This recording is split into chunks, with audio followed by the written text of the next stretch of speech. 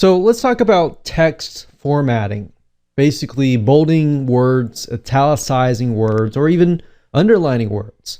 Now, this is a little bit more complicated, so I'm going to break it down.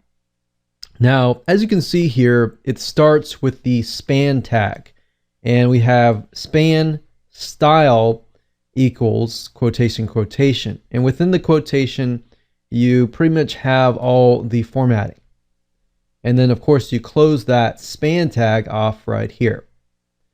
Now, as you read it, it'll make more sense. So font weight, or if you think about weight, an analogy of, how heavy something is or something light.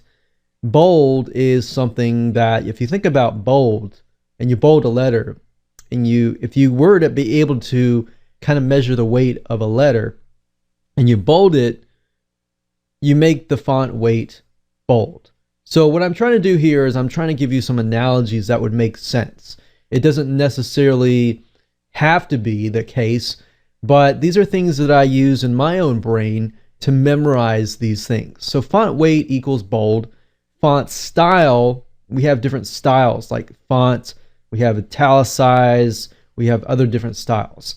And then of course we have text decoration. So you could decorate the text with an underline. So it would make more sense if we go back over to Composer here.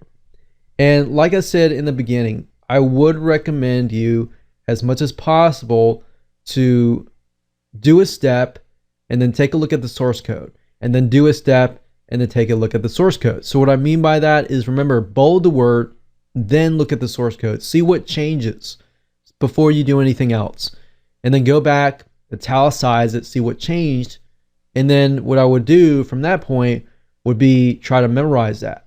Now, if I were you, I wouldn't really go all out. I would just memorize the basics, so bold, italicize, and underline, because that's the main stuff that you're going to use. If you get all fancy, that's fine, but if you do that, go with Composer and just copy and paste the code into the editor, whatever that might be using.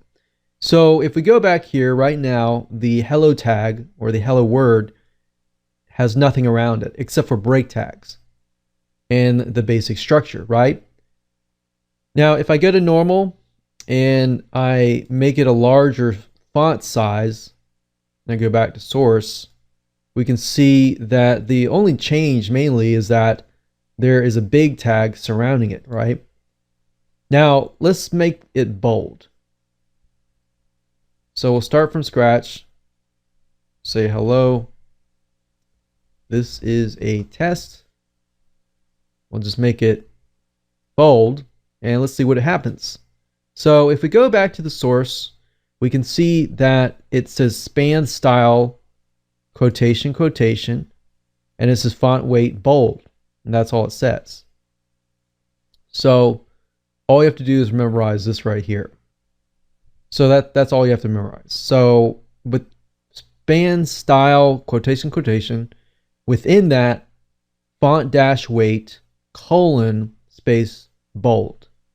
Okay, so now let's remove the bold and let's just do it italicize. If we click on source and you take a look at it, it says span style, quotation, quotation, font dash style, colon, space, italic. So you're basically saying the font style is italic.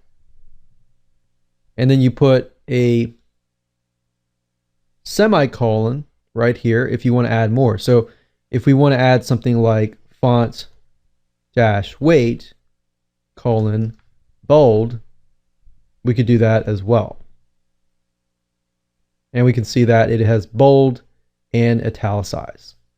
Now, if we add a underline and we click on source, we can see that text decoration, so text dash decoration, colon, space, underline. The semicolon, as you can see, kind of separates the differences. So we have three different items here, and you can see that this, after this, we put a semicolon to say that we're separating this and this. So this is a new item. We have a semicolon and then a new item.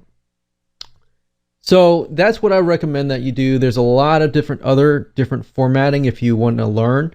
So if we uncheck all of these and you go up to the top and click on format, you can see that Composer gives you a lot more options such as font, different types of font, you have sizes, different types of sizes, you have text style. So besides bold, italicize, and underline, you have strike through, superscript, subscript, fixed width, and other types of text styles. But for the majority of the time, you're going to use these three. You're rarely going to use all of these other ones. So that's why I wanted to show you this.